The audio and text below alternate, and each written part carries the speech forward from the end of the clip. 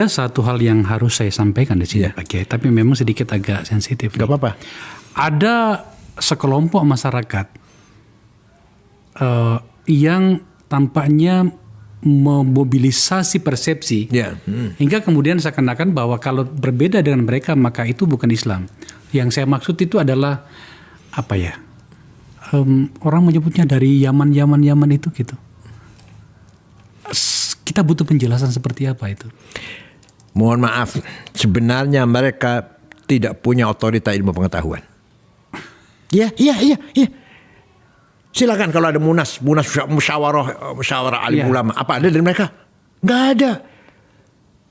Kalau tetap aja kalau sekarang jago-jagonya yang ahli ilmu agama, Gus Baha contohnya, Kiai Afifuddin dari Situbondo, itu yang kalau musyawarah yang diskusi agama, hukumnya cloning gimana, hukumnya Jumatan di kantor seperti apa, hukumnya bunga bank apa, hukumnya keluarga berencana, walhasil hukumnya macam-macam. Terukur banget ilmu pengetahuannya. Iya, berdasarkan literatur, berdasarkan kalau nggak pakai Quran hadis, ijma qiyas, ijma konsensus ulama atau qiyas analogi.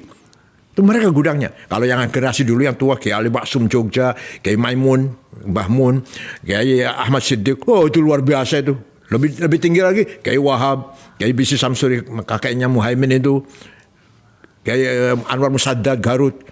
Itu yang megang otorita agama. Referensi literatur ya, rujukan agama. Rujukannya. Tidak ada satupun keturunan Yaman yang mempunyai kemampuan seperti ini. Hanya mereka Habib keturunan Rasulullah di tengah masyarakat ngajak selawatan. Iya.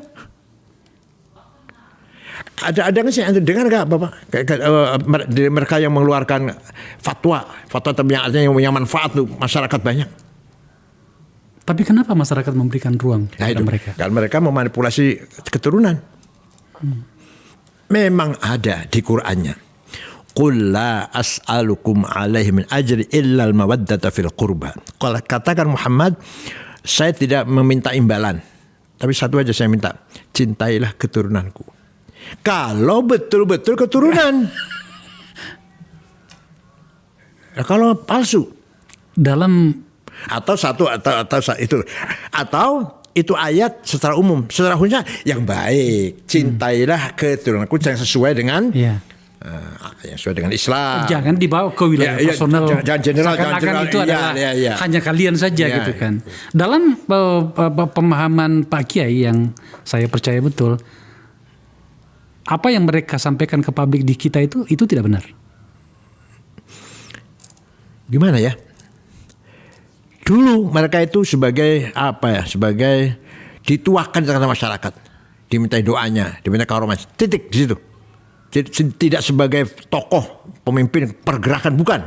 Dulunya gitu. Saya masih kecil masih begitulah. Mereka itu ya kita hormati sebagai keturunan Nabi Muhammad, baca doa, baca selawat. Tapi kepemimpinan tetap di kiai ulama, hukum atau apa kebijakan atau keputusan tetap di kiai itu. Belakangan nih ada perubahan memang. Kok bisa ada mereka punya anggota yang pengikut yang fanatik. Iya. Kita akui mengumpulkan Jumatan di Monas 1 juta lebih itu dahsyat. Kita akui. Iya, kita akui. Tapi apakah seperti itu? Hakikat bukan, tidak. Kenapa? Karena tidurnya di masjid, sholatnya di lapangan. Mana Islam?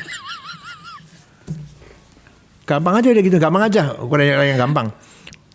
Tidurnya di masjid, sholatnya di lapangan. Kebalik-balik nih barang. Iya. Berangkat dari Cirebon, dari Cianjur ke sini. Mau sholat Jumat. Kapan? Besok di lapangan sholatnya. Malam ini mana? Di masjid tidurnya. Coba. Saya bawa dalam situasi forum saya ini Pak Kiai. Iya. Yang poin yang terakhir tadi ini. Apakah mereka tidak sebenarnya mereka itu sedang menerjemahkan pikiran religiusitasnya itu di dalam konteks agama, dalam konteks kekuasaan, maaf saya. Apakah tidak seperti itu? Bahwa yang saya maksud begini, mereka sebenarnya itu mau bicara tentang kekuasaan. Mereka mau bicara tentang politik. Tetapi kemudian pendekatannya seperti itu. Itu kan satu cara juga. Itu memanfaatkan masyarakat yang awam. Iya, masa awam. Dikira kalau mendengar, ya, lihat ceramahnya. Pokoknya kalau ikut Habib, saya ikut Pak Sorgal kan itu lah. Iya. Si Habib itu ketika mati muka nakir aja nggak berani tanya. Habib si Fulan itu pernah mi'raj 70 kali katanya mi'raj. Solatmu seberapapun banyaknya itu, setiap hari, tapi kalau tidak mendoakan Habib, maka itu tidak akan diterima. Saya tidak perlu menjadi seorang ahli agama untuk mengatakan ini omong kosong. Iya. Ya, tadi kembali dalam sejarah. Dalam sejarah tadi. Tidak ada ulama besar dari Habib. Nggak ada.